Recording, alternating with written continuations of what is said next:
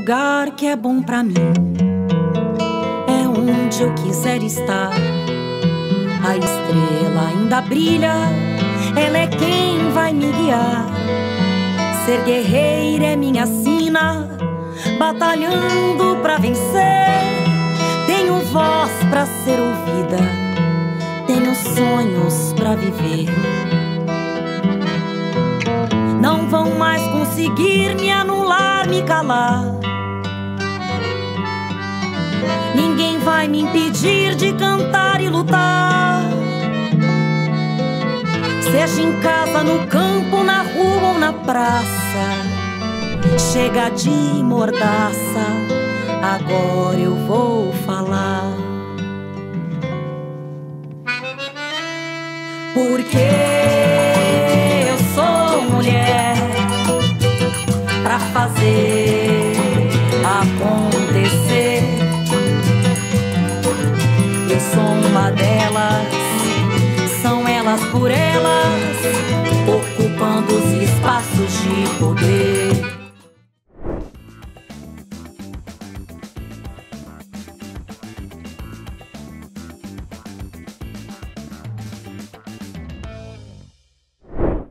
Na aula de hoje, nós vamos debater as políticas públicas para as mulheres com foco nas políticas de enfrentamento à violência contra as mulheres.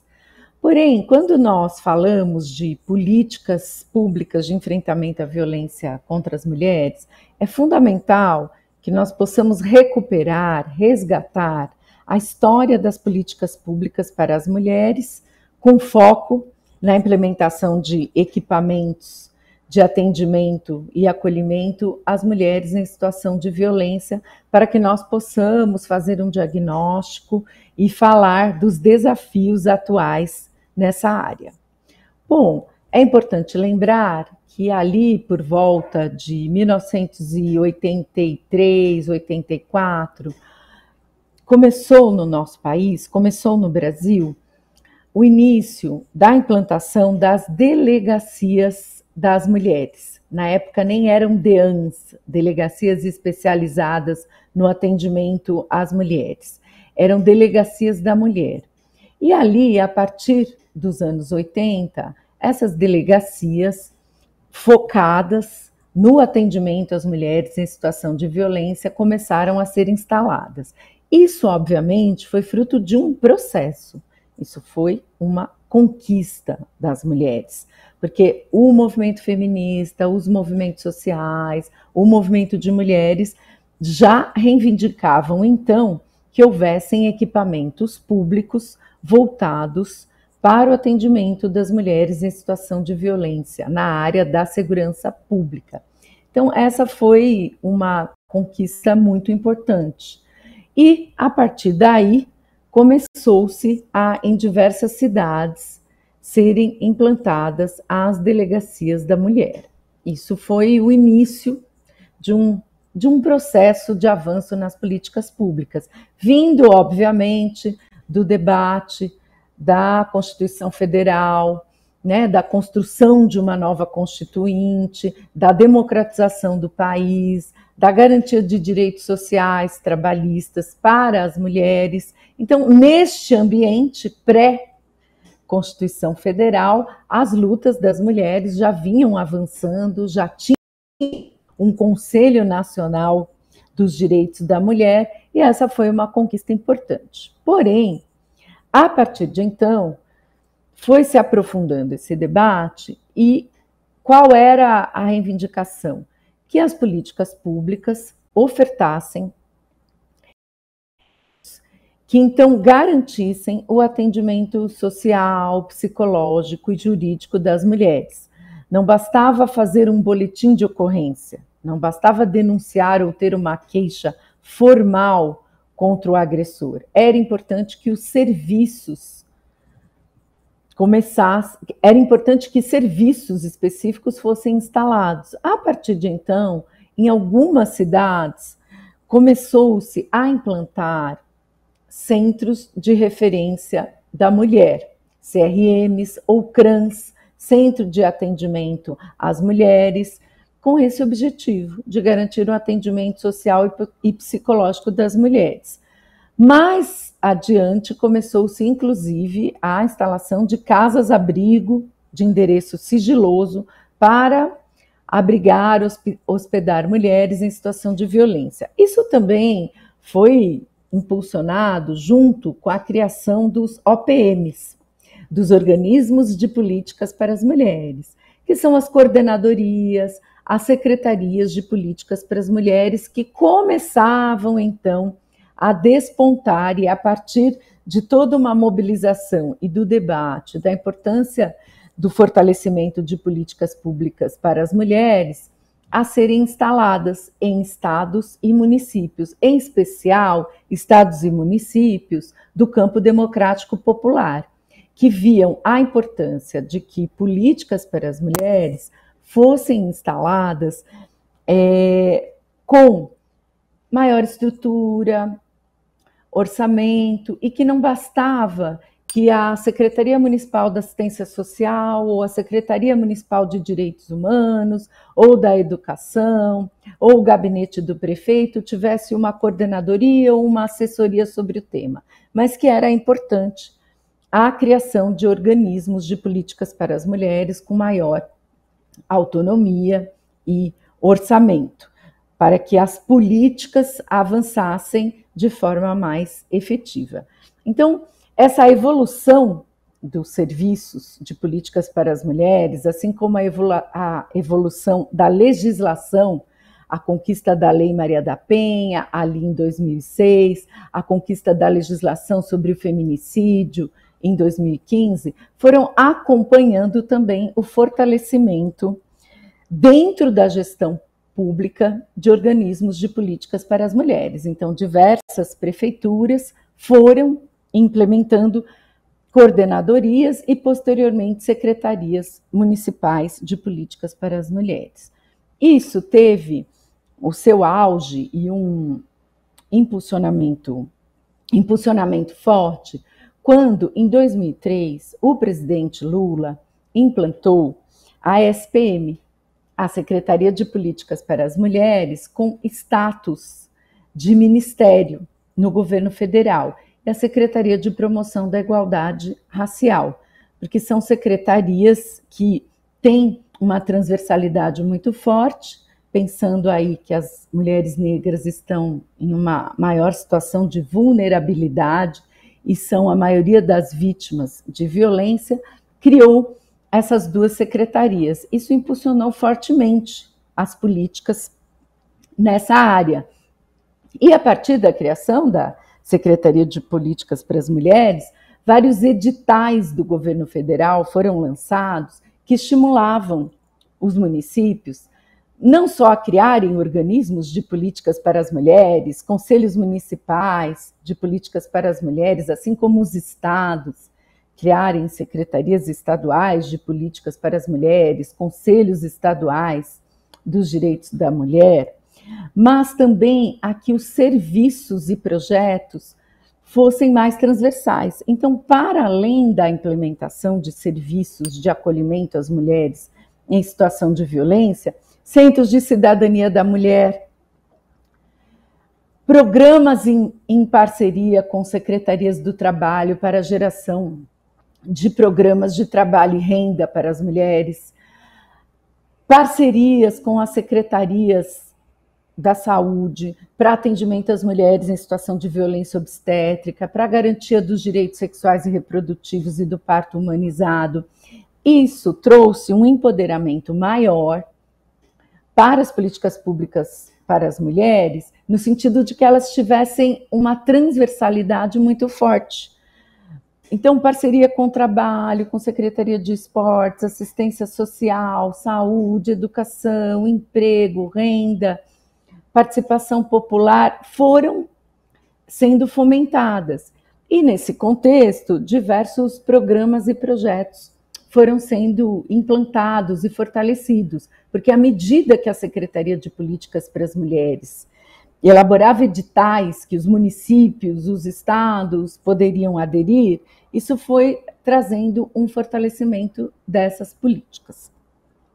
Um marco importante, já com um foco maior no enfrentamento à violência contra as mulheres, foi o Disque 180, que hoje é o Ligue 180, que está sendo reformulado, como um serviço de acolhimento, de atendimento e de informação para as mulheres em situação de violência, lançado ali em 2005. E mais tarde, ali em 2013, o lançamento do programa Mulher Viver Sem Violência, pela presidenta Dilma. O que esse projeto previa? Bom, além do aperfeiçoamento e regulamentação do Disque 180, o projeto previa uma implementação de serviços inéditos no país, que são as Casas da Mulher Brasileira. Essas Casas da Mulher Brasileira, a meta ali em 2013 era a implementação de uma Casa da Mulher Brasileira, no mínimo em cada capital do país, eram inéditas. Por quê? Porque num mesmo local, num mesmo espaço, está sendo garantido o atendimento social, psicológico e jurídico, mas também está ali, instalado no mesmo local, o Ministério Público, a Vara de Defesa da Mulher, a Defensoria Pública, o Tribunal de Justiça, hospedagem provisória de 24 horas. Isso prevê uma parceria com o Sistema Único de Saúde para transporte da mulher, caso ela precise de um laudo, de um exame. Então, toda essa pluralidade de serviços implantados no mesmo espaço. O programa e o projeto original previam uma Casa da Mulher Brasileira com cerca de 3.500 metros quadrados, dentro de um terreno de 7.000 metros quadrados. Então, isso foi uma grande novidade, porque isso ajuda a impedir que a mulher percorra um périplo nos serviços. Vai fazer um laudo, vai na Defensoria Pública buscar assessoria jurídica, vai no Ministério Público para fazer o acompanhamento da denúncia, vai na Delegacia da Mulher, vai num Centro de Referência da Mulher buscar um atendimento psicológico, social, e na Casa da Mulher Brasileira, todos esses serviços estão reunidos. Estávamos avançando no sentido da implantação de Casas da Mulher Brasileira em cada capital do país, estávamos avançando na consolidação do Plano Nacional de Políticas Públicas para as Mulheres, onde o enfrentamento à violência ocupava boa parte dos objetivos do plano, o Serviço 180 sendo gradualmente estruturado, quando veio o golpe contra a presidenta Dilma em 2015. A partir de então, a partir do golpe, esses programas foram desmontados, desestruturados, paralisados, a grande maioria deles. E o impacto nas políticas públicas para as mulheres foi um impacto grande. Eu vou aqui falar de alguns destes impactos do desmonte nas políticas públicas para as mulheres.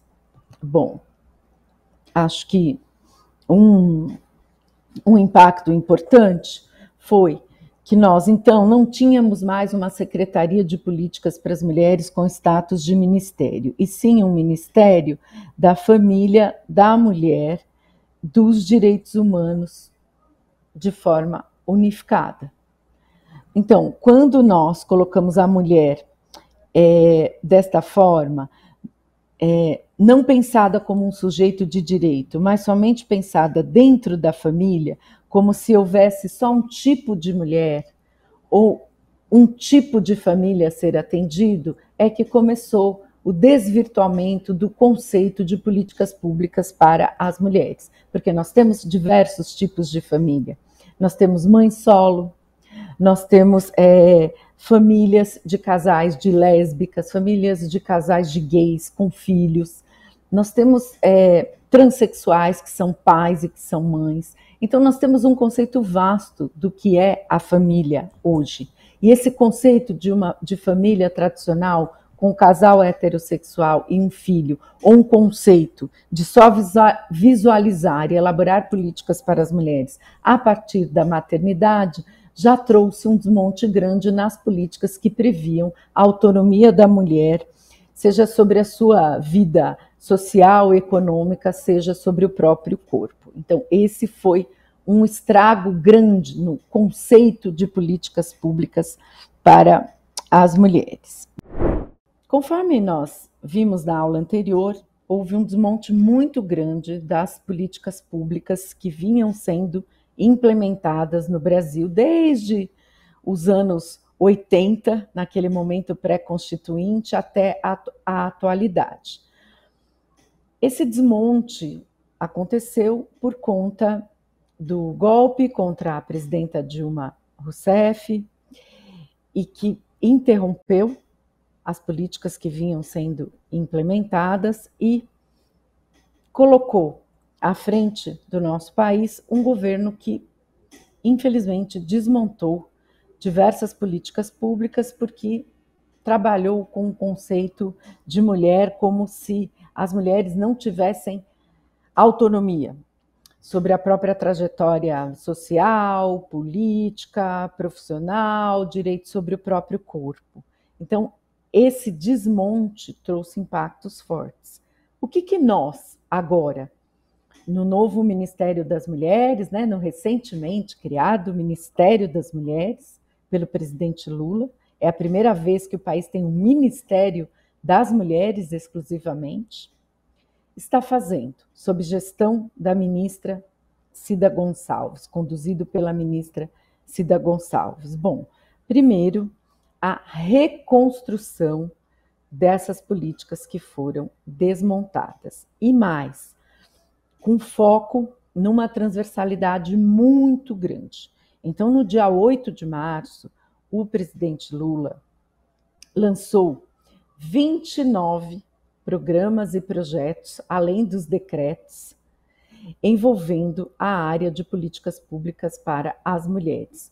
Portanto, nós estamos impulsionando as políticas públicas para que elas cumpram o seu papel de atenderem as mulheres nas diversas necessidades e áreas, na saúde, no trabalho, nos esportes, na educação, na cultura, em diversas áreas, São muitas as áreas que nós estamos implementando esses projetos. Vou falar um pouquinho desses projetos, agora no início, para depois voltar o foco para as políticas públicas para as mulheres na área do enfrentamento à violência, porque é muito importante que esse conjunto de iniciativas do governo tenha divulgação. Bom, na área do trabalho, falando um pouquinho da área do trabalho, quem coordena essa área é a Secretaria de Autonomia Econômica, coordenada pela Rosane Silva, mas falando pontualmente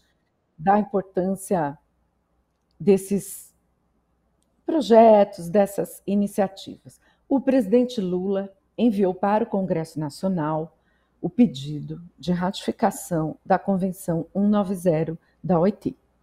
Essa convenção trata da prevenção, apuração e coibição do assédio sexual no mundo do trabalho. Ter sido vítimas de abordagens inadequadas, de pressões para que se relacionassem sexualmente com seus gestores ou empregadores em troca de formação profissional, ascensão profissional, novos cargos, e isso precisa ser barrado. E uma reivindicação forte de todas as centrais sindicais do país entregues para o então candidato Luiz Inácio Lula da Silva reivindicava a ratificação dessa convenção pelo Brasil. Então, essa foi uma iniciativa importante no mundo do trabalho. Além disso, o presidente Lula enviou para o Congresso Nacional um projeto de lei da obrigatoriedade da igualdade salarial entre homens e mulheres no mundo do trabalho. Isso é muito importante, porque no Brasil as mulheres ainda, inclusive nas mesmas funções, ganham em média 20 a 30% menos que os homens. Então é muito importante também essa iniciativa. Além disso, o governo federal fez o decreto de contratação de no mínimo 8% de mulheres em situação de violência.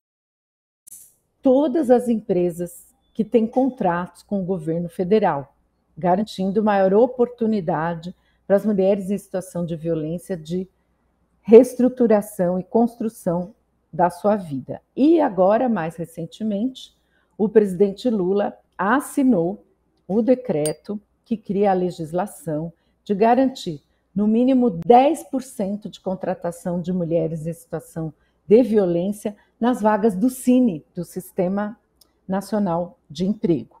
Então, isso vai também sendo uma política importante para o conjunto das mulheres, a igualdade salarial e a Convenção 190 da OIT, e também para as mulheres em situação de violência, porque muitas vezes um emprego é a porta para a mulher sair, romper com a situação de violência, para que essa situação de violência não se agrave e ela não seja assassinada. Então, são iniciativas importantes. Assim como o presidente enviou para o Congresso Nacional o projeto que cria licença maternidade dentro do projeto Bolsa Atleta do Ministério dos Esportes, como ele criou o Pronatec Mulher dentro do Ministério da Educação para garantir maior acesso das mulheres ao ensino técnico, para que elas possam, a partir daí, terem uma maior escolaridade e buscarem mais e melhores empregos. Uma parceria mulheres com o Ministério da Promoção da Igualdade Racial, de criação do dia 14 de março, que é o Dia Nacional de Enfrentamento à Violência Política de Gênero e Raça. Então, essa data se tornou uma referência, que é a data do assassinato da vereadora do PSOL, Marielle Franco, e a partir daí foi instalado um grupo de trabalho interministerial para que nós possamos elaborar ações de enfrentamento à violência política de gênero e raça contra as mulheres. Na área da saúde, a parceria para a dignidade menstrual, então nos kits do Sistema Único de Saúde serem distribuídos também absorventes higiênicos e, concomitantemente, um processo de orientação sobre os direitos das mulheres na área da saúde da mulher.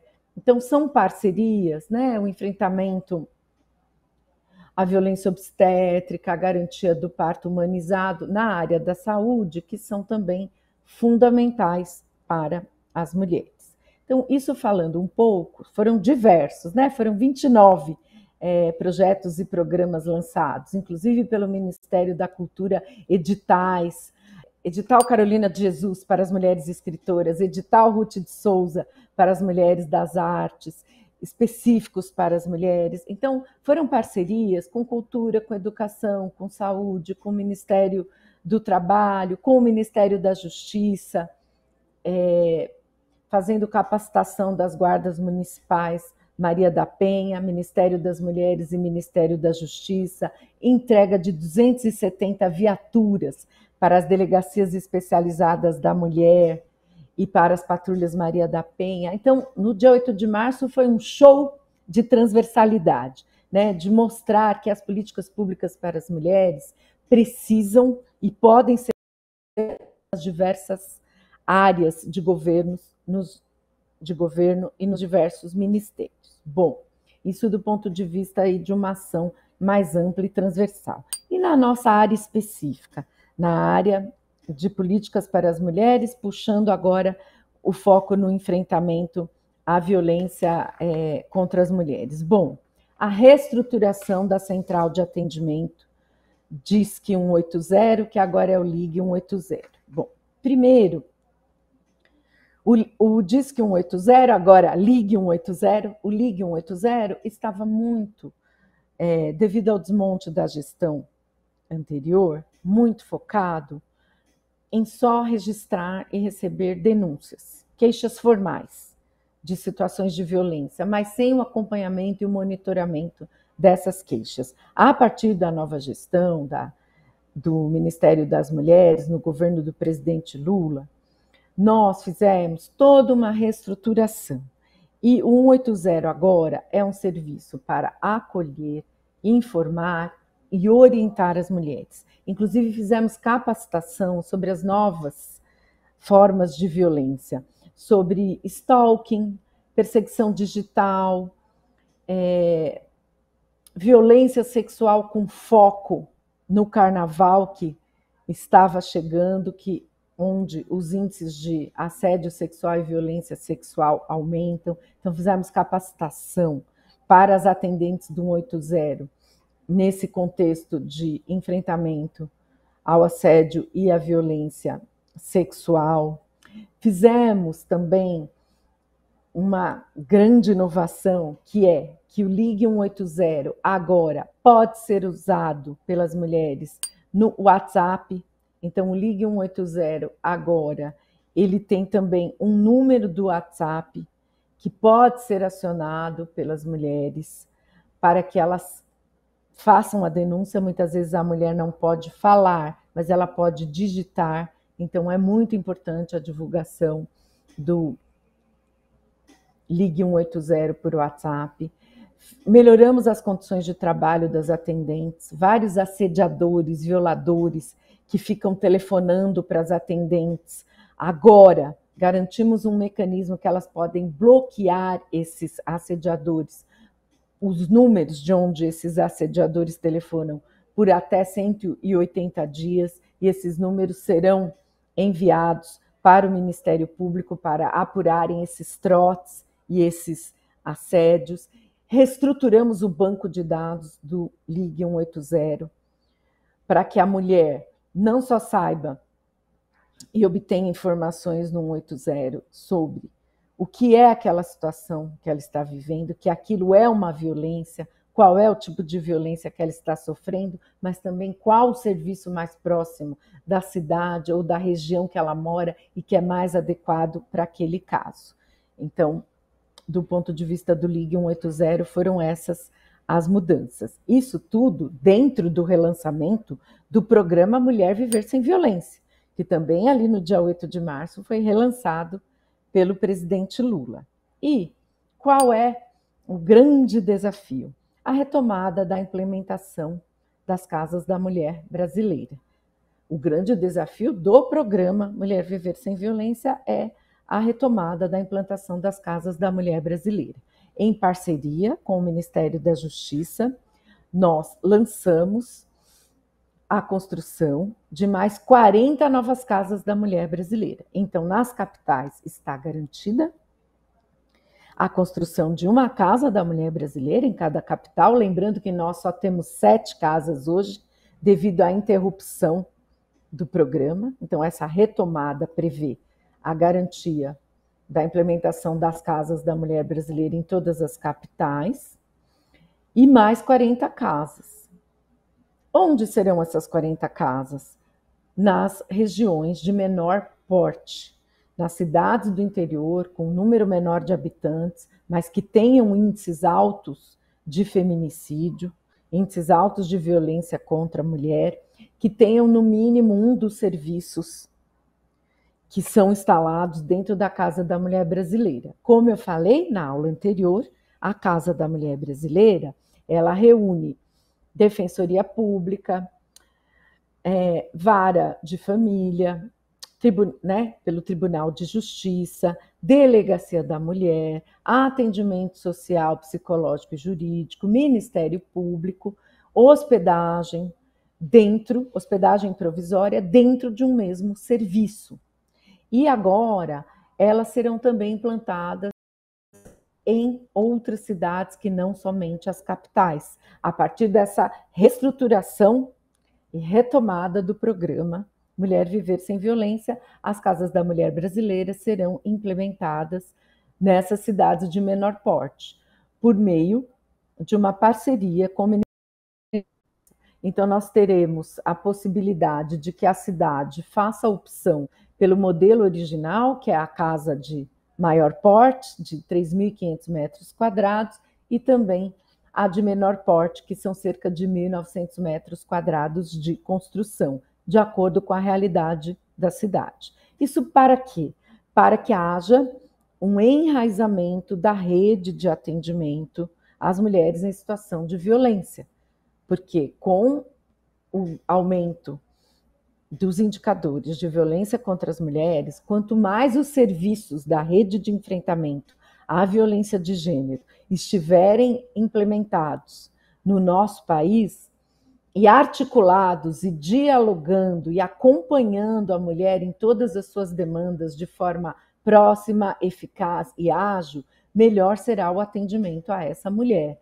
Lembrando que muitas vezes uma patrulha Maria da Penha, um botão do pânico implementado no celular de uma mulher em situação de violência, articulado à tornozeleira eletrônica no agressor, pode evitar e ser a prevenção de mais um trágico feminicídio no nosso país. Então, essas políticas, elas não são só políticas de prevenção para que a violência não ocorra. Elas são também proteção e prevenção para as mulheres que já estão em situação de violência, para que essa situação de violência não se agrave e essa mulher não venha a sofrer um assassinato, um feminicídio. Olá a todas, a todos. Meu nome é Tamires Sampaio.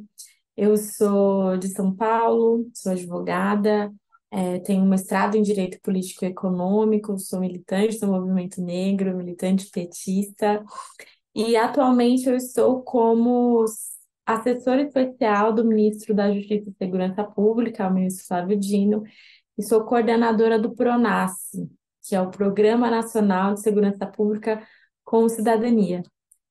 Quero saudar o programa Elas por Elas, para mim é uma felicidade estar aqui falando com vocês, em especial para explicar um pouquinho mais sobre o que é esse programa, como ele foi criado, de onde surgiu e como ele se relaciona com as políticas para as mulheres, em especial as políticas de enfrentamento à violência das mulheres, né? Então, vou começar a falar um pouco da concepção do programa, né? O Programa Nacional de Segurança Pública com Cidadania, o que significa isso, né? Da onde que vem esse termo? Historicamente, no Brasil, a gente aprende e entende a segurança pública numa perspectiva da manutenção da ordem, prevenção de risco, e isso aliado a uma sociedade que foi construída com base na exploração da população negra a partir da escravidão, no genocídio dos povos indígenas, no genocídio da população negra, né, que o movimento negro há muito tempo denuncia, ou seja, né, através dessa dinâmica do racismo estrutural, a política de segurança pública, historicamente no Brasil, acaba se tornando uma política de criminalização, de exclusão, de encarceramento e de naturalização das violências, né, em especial dos homicídios, né, da morte que acontece em torno dessa população. E aí a gente pode ver isso claramente através dos dados, né? Então, em 2016 teve uma CPI sobre o assassinato de jovens no Brasil, e nessa CPI o relatório destaca que a cada 23 minutos um jovem negro é assassinado, e que por conta desse tempo, né, de homicídios que ocorrem, é possível dizer que existe uma espécie de genocídio contra a juventude negra no Brasil. E aí, depois, nos anos seguintes, através de pesquisas do Fórum Brasileiro de Segurança Pública, o Atlas da Violência, o Mapa da Violência, também foi se identificando um aumento dos assassinatos contra as mulheres, em especial as mulheres negras. Então, falar sobre segurança no Brasil não pode estar relacionado apenas a essa noção da manutenção da ordem, porque na prática, manutenção da ordem significa manutenção de uma estrutura social que foi construída para necessariamente manter e naturalizar desigualdade e violência para uma parcela da população que é pobre, trabalhadora, que é periférica, que é majoritariamente negra. Então, pensar a segurança com cidadania, a segurança cidadã, é construir uma política de segurança que tenha como base não a violência, não a manutenção dessa estrutura social que é desigual, mas sim que tem como base a garantia de direitos. Então, segurança com cidadania significa que se constrói segurança a partir do acesso à educação, do acesso à cultura e lazer, a esporte, a moradia digna, a alimentação saudável, a mobilidade, o emprego, né? Todos esses conjuntos de políticas de direito considerados, né, como instrumentos para também garantir uma segurança. E aí o PRONASSE, o Programa Nacional de Segurança Pública com Cidadania, ele surge em 2007, já no segundo governo Lula, na época em que o ministro Tarso Genro era o ministro da Justiça, e ele surge nessa perspectiva, né, de construir uma política de segurança que tenha como base a garantia de direitos, em especial a articulação, né, entendendo a segurança como uma política transversal, ou seja, passou a estimular e incentivar projetos culturais, projetos de educação, projetos de prevenção à violência nos territórios em que o índice de vulnerabilidade social e econômica e violência era muito alto. E a partir disso foi articulando com o Ministério da Educação, o Ministério dos Esportes, da Cultura, as Secretarias de Juventude, de Igualdade Racial, das Mulheres, Direitos Humanos, para construir nesses territórios em que era identificado um índice de violência alto, políticas preventivas, políticas de garantia de direito. Isso somado a capacitação e formação dos agentes de segurança, em especial os policiais militares e as guardas civis, e o incentivo a uma política de segurança voltada para a prevenção e voltada para a redução do uso da força, né? Então, para uma articulação de uma polícia comunitária, de bem articulada com os movimentos sociais. Durante agora essa retomada, né, do presidente Lula de volta à presidência da República, a gente retomou, junto com ele, o PRONASSE. O PRONASSE, infelizmente, ele foi se desmanchando, né, foi um programa, uma política que não teve continuidade com o passar do tempo, mas que agora a gente está retomando e com força total. O programa ele foi lançado no dia 15 de março, em uma atividade junto com o presidente Lula, e que assinou o decreto, né, de lançamento do PRONASSE 2. Eu espero que o PRONASSE, espero que você, Tamires, espero que os companheiros do Ministério da Justiça consigam levar a cabo essa proeza de fazer os governantes compreenderem que a sociedade não está precisando só de mais polícia, a sociedade está precisando de mais Estado. Que o Estado interfira nas condições de vida das pessoas, na qualidade da educação, na qualidade do transporte, na qualidade da saúde, na qualidade da rua que as pessoas moram, na coleta de esgoto, no tratamento de esgoto, na qualidade da água que as pessoas bebem. Ou seja, tudo isso influencia no comportamento de um ser humano. E é isso que o Estado tem que fazer. E o PRONASSE 2 agora, ao invés de ter uma série de ações, como tinha no passado, a gente resolveu focar em cinco eixos de atuação prioritárias. O primeiro eixo é o de enfrentamento à violência contra a mulher. O segundo é o de políticas de segurança com cidadania nos territórios de alto índice de violência e vulnerabilidade social. O terceiro é de políticas de cidadania, em especial educação formal e ensino profissionalizante para presos e egressos. O quarto apoio às vítimas da criminalidade, em especial as mulheres que foram vítimas de violência doméstica e as famílias que tiveram os filhos que foram vítimas de violência física, né, que perderam os filhos, então as mães que tiveram os filhos assassinados. E, por fim, o quinto eixo é o eixo de políticas de fomento a políticas de enfrentamento ao racismo estrutural e os crimes daí derivados.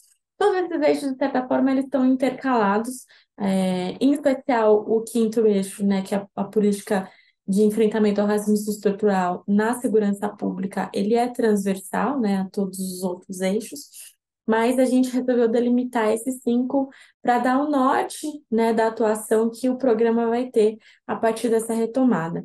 Eu vou aqui nessa nossa aula focar em especial no primeiro eixo, que é o de enfrentamento à violência contra a mulher, em especial enfrentamento ao feminicídio, porque acho que é nesse mês passado, agora, o mês de março, é o mês em que a gente está tendo uma maior articulação, uma maior preocupação para garantir isso, porque os índices que têm sido colocados em relação à violência contra a mulher, em relação ao feminicídio no Brasil, são assustadores e têm aumentado, né, a cada ano. No último ano, a gente teve agora, no início do mês de março, uma pesquisa do Fórum Brasileiro de Segurança Pública que mostrou que todos os tipos de violência contra a mulher aumentou, né? E aí todos os tipos, quando a gente fala sobre a violência física, a violência sexual, a violência patrimonial, psicológica e moral.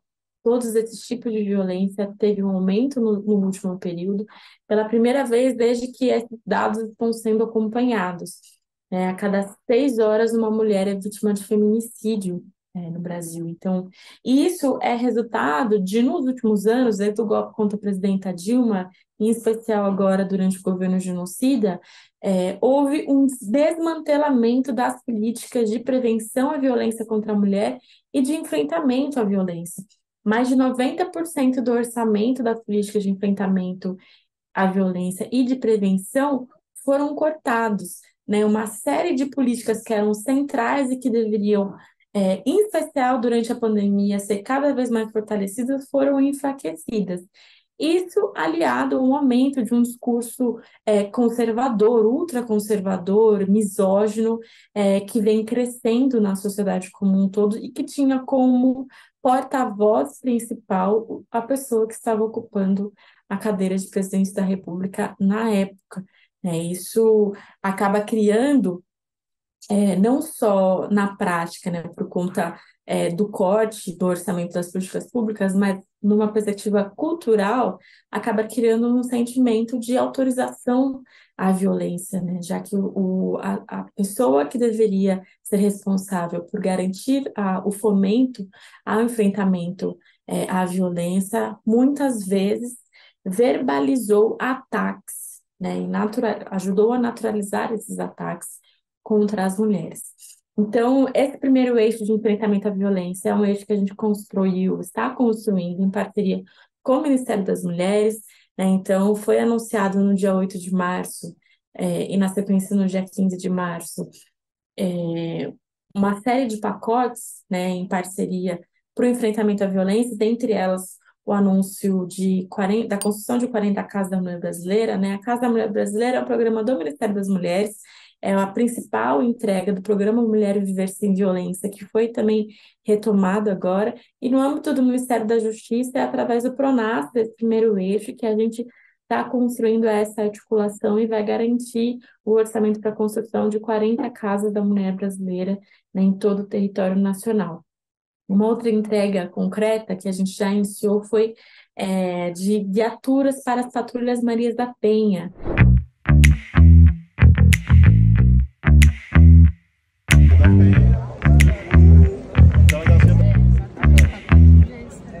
Esse caso vai servir tanto para a Patrulha Maria da Penha quanto para as delegacias especializadas. A importância é que vai acompanhar as mulheres vítimas de violência. No caso da patrulha, as medidas protetivas de urgência, fazer com que as mulheres não sejam vítimas de feminicídio. Nós estamos trabalhando, tanto o Ministério das Mulheres quanto o Ministério da Justiça, que a Patrulha da Maria da Penha é uma forma de prevenção ao feminicídio no Brasil. São viaturas que todos os estados vão receber. A Patrulha Maria da Penha é uma equipe especializada tanto da Guarda Civil Municipal quanto da Polícia Militar, aí depende, tem cidades que tem na GCM, tem cidades que tem na Polícia Militar, tem cidades que não tem nenhuma das duas e a gente está estimulando para que todas as cidades tenham, né? E tanto a Polícia Militar quanto a GCM faz um acompanhamento das mulheres que têm medida protetiva de urgência. E a partir desse acompanhamento, garante que o agressor de fato cumpra a medida protetiva e garanta que essa mulher, ela de fato esteja em um processo de segurança. Muitas das patrulhas Maria da Penha acabam trabalhando como uma rede, né, uma rede de acolhimento, de proteção a essa mulher, e que acaba garantindo que ela tenha acesso, inclusive, a vários serviços do município, assistência social, se for o caso, assistência jurídica, se for o caso, acesso à saúde, à educação, programas relacionados ao esporte, enfim, tem um conjunto que a gente está estruturando no âmbito do Ministério da Justiça e Segurança Pública, em parceria com o Ministério das Mulheres, um processo de incentivo à criação das patrulhas Marias da Penha e das que, né, nas cidades que não existem e nas que existem um processo de capacitação, de fortalecimento, de equipar para que essas patrulhas elas tenham cada vez mais a possibilidade do trabalho com essas mulheres que precisam ter o acolhimento e o acompanhamento dos agentes de segurança para garantir que essas medidas protetivas elas sejam cumpridas. E aí, numa perspectiva mais geral, né? Então, essas foram as entregas que já foram colocadas, né? Então, as 40 casas, a doação das viaturas. Foi lançado também editais voltados para enfrentamento à violência contra a mulher, com foco nos municípios. E aí, agora, a gente está no processo de desenho e articulação de outras entregas, né? De quais, de fato, serão as ações e as políticas que vão nortear esse eixo a partir da articulação, inclusive com os outros ministérios, né? Então, esse eixo de fortalecimento da Patrulha Maria da Penha para nós é muito importante. No eixo que fala sobre o apoio às vítimas da criminalidade, isso em articulação, inclusive com a Senapen, que é a Secretaria Nacional de Políticas Penais, a gente tem feito um processo de articulação de acompanhamento das medidas protetivas por parte do agressor, né? Então, de mecanismos de acompanhamento do agressor, como a tornozeleira eletrônica, como mecanismos como o botão de pânico, para que a mulher também consiga acionar na hora esses agentes de segurança, caso esteja passando por uma situação de conflito. Então, no âmbito do Ministério da Justiça e Segurança, a gente está nessa perspectiva das secretarias, seja a de Nacional de Segurança Pública, quanto a Secretaria Nacional de Políticas Penais, fortalecendo esses instrumentos que a gente tem de proteção e de prevenção à violência contra a mulher. O Pronaf é um programa que tem essa perspectiva de articulação. Então, uma das ações também que a gente está estudando a retomada é o programa Mulheres da Paz, que é um programa que passa pelo fortalecimento das mulheres que são lideranças dos territórios e faz o acompanhamento com jovens que também estão em situação de vulnerabilidade social.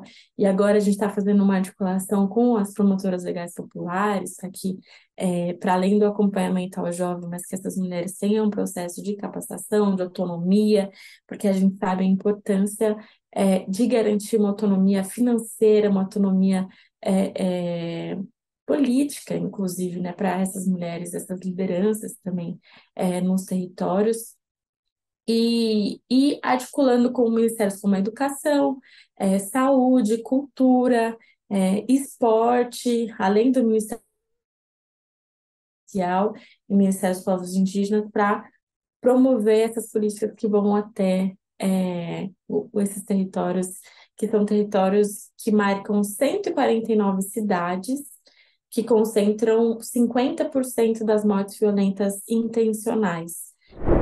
Olá, cumprimentar a todos e todas que estão assistindo essa aula do Elas por Elas. Eu me chamo Ellen Costa, eu sou coordenadora geral da Central de Atendimento à Mulher, o Ligue 180, do Ministério das Mulheres, e é um prazer poder participar e explicar um pouquinho hoje como funciona a central, quando foi que ela surgiu, os momentos que nós passamos, e essa fase atual do governo Lula reeleito pela terceira vez, e o retorno dessa política tão importante para todas e todos nós, né? Então, eu vou iniciar falando um pouco sobre esse panorama histórico. Eu queria colocar que a Central, ela não tem tanto material assim que a gente possa buscar para apresentar realmente quando foi que ela iniciou, como era vista anteriormente, os processos que ela passou até chegar no formato atual. Então, a gente busca algumas pesquisas que foram feitas, eu estou me baseando bastante aqui na pesquisa da Daniela Carneiro Nogueira, é um TCC que ela fez, e ela fez esse TCC entrevistando as funcionárias da época, as servidoras públicas que trabalhavam lá atrás, desde o início até a gestão Dilma, né, Dilma Rousseff. Então, ela conseguiu montar esse panorama histórico a partir dessas entrevistas, e eu vou colocar um pouquinho aqui para vocês. Então, a central de atendimento, ela inicia lá atrás, assim que Lula é eleito, em 2003, ele convida a ministra Nilceia Freire, nossa saudosa Nilceia Freire, para ser a secretária de Políticas das Mulheres. É o primeiro organismo que é criado, é ligado à presidência da República, e dentro da criação dessa Secretaria de Políticas para as Mulheres, na época, houve também a criação da Ouvidoria da Mulher, né? E essa ouvidoria, ela servia para solucionar problemas internos e também funcionava como canal de diálogo com a sociedade e recebia os relatos de violência. Então, paralelamente, a criação da secretaria e a criação da ouvidoria também estava sendo feita à época a discussão sobre a Lei Maria da Penha, né? O Brasil já tinha sido condenado no caso da Maria da Penha, e aí entre as condenações, o resultado é realmente a criação da lei, né? Então, a CPM, ela acompanhou de perto esses debates, e também, à época, estava ocorrendo a primeira Conferência Nacional de Política para as Mulheres, né, que foi em 2004. E dessa conferência, a sociedade já apontava a violência contra a mulher como uma questão relevante a ser enfrentada pelo Estado. Então, a SPM, perdão, à época, sentiu essa necessidade de criar um canal que pudesse informar as mulheres sobre os seus direitos e dar a elas orientações sobre a Lei Maria da Penha e disseminar as leis existentes, né? E dessa forma, a ideia de um serviço que viria a ser o Ligue 180 foi pensada no âmbito da ouvidoria e mais tarde também em conjunto com a Secretaria de Enfrentamento à Violência contra a Mulher, que atuava dentro da SPM.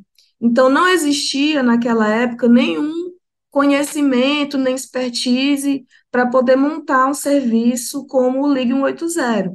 Dessa forma, a Secretaria das Mulheres buscou uma parceria junto ao Ministério da Saúde, que desde 1996 já tinha um serviço telefônico chamado Pergunte AIDS, né?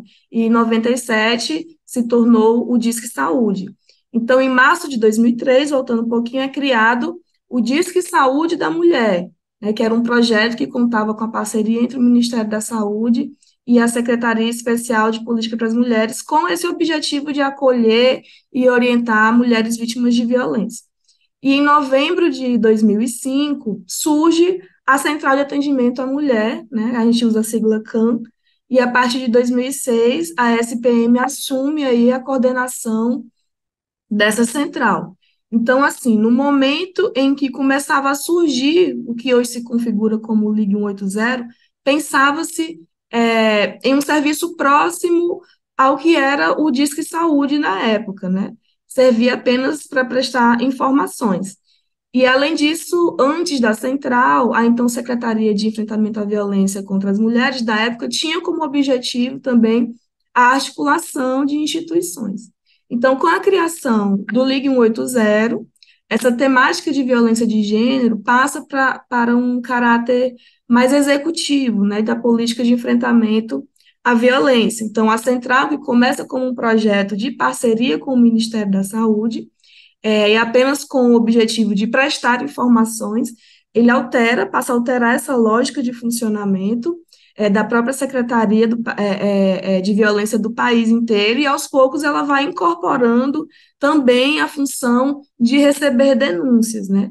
E aí, já agora, em 2014, o Ligue 180 ele incorpora oficialmente a função de Disque Denúncia, passando a receber e encaminhar denúncias, né? E além disso também havia toda uma articulação com o Ministério das Relações Exteriores para o Ligue 180 também ser utilizado e poder atender em outros países, chegou até 16 países à época, né? Hoje o Ligue 180 ele é definido, segundo a legislação, como um serviço telefônico de utilidade pública, de âmbito nacional, disponível às mulheres vítimas de violência, que serve aí, no geral, para prestar informações sobre direitos, encaminhar denúncias, prestar informações sobre serviços, e ele deve estar disponível ininterruptamente, né? A base legal ela é configurada pela Lei 10.714, de 13 de agosto de 2003, que autoriza o Poder Executivo a disponibilizar em âmbito nacional esse tridígito, né, que é o número telefônico 180 destinado a atender denúncias de violência contra a mulher. E essa lei de 2003 dava autorização às DEANs, né, e às delegacias de polícia civil, DEANs, Delegacia Especial de Atendimento à Mulher, né, para a criação do número telefônico, mas foi alterada em 2014, né, por essa lei 13.025, de 3 de setembro de 2014, que passa essa responsabilidade desse número para a central que atua ali dentro da esfera da Secretaria Nacional de Política para as Mulheres, né? E aí a gente tem, então, as atribuições do Ligue 180, elas estão definidas no decreto 7.393, de 15 de dezembro de 2010, assinado pelo, então, presidente Lula. E aí lá estão todas as definições do que é a central, que é muito além da questão só da denúncia. Então, ela recebe, registra relatos de violência, ela dissemina informações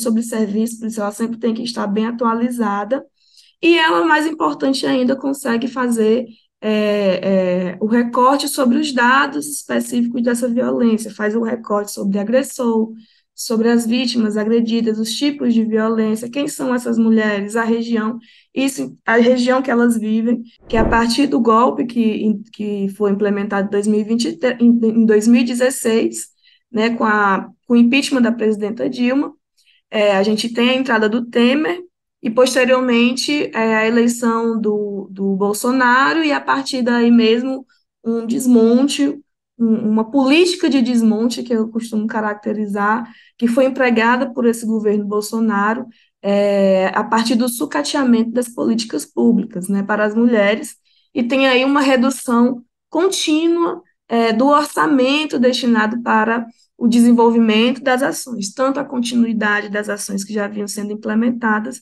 quanto o desenvolvimento de novas ações, o que acabou impactando o país inteiro, né? Então, a gente tem, a partir do governo Bolsonaro, o sucateamento da Central de Atendimento à Mulher. Em 2019, é realizada uma licitação pelo governo Bolsonaro, a ministra Damares, à época, implementando essa política de esvaziamento mesmo do 180, eles adotam uma junção das centrais Disque 100 e Ligue 180. Então, é feito um contrato, onde esse contrato ele foi centrado na redução de custos, e ele aglutina as duas centrais, não havendo aí o compromisso de indicadores voltados, por exemplo, para a qualidade do serviço que acontecia até então nos governos Lula e Dilma.